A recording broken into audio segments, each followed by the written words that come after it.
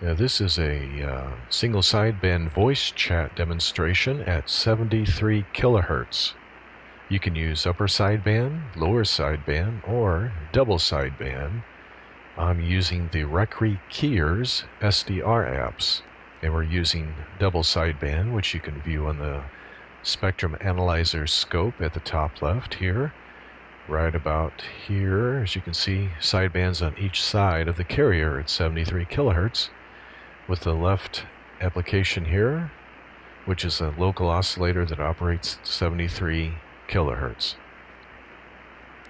To send this over IP, you can use the application called SonoBus to send this low frequency band RF over VoIP to other operators.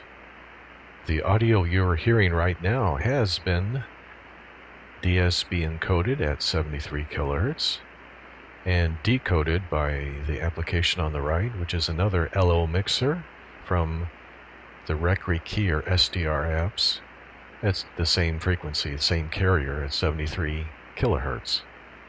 It also is followed by a filter, low of 10 hertz and a high of 10 kilohertz. And as we can see on this line here, it goes up to 10, so it's a pretty sharp filter at the end. And you can dial this back. Testing 1, 2, check 1, 2, test, test, test. So we can also leave it at 9 kilohertz here. So you can adjust that to your preference.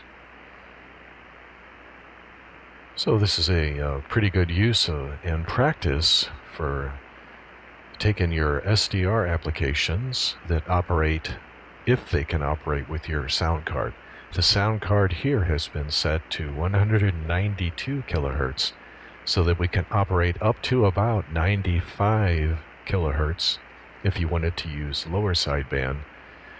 But at that upper edge, there's just a little bit of distortion, so you bring it down about 10 kilohertz, and the audio modulation, demodulation does a pretty good job. Thanks for watching.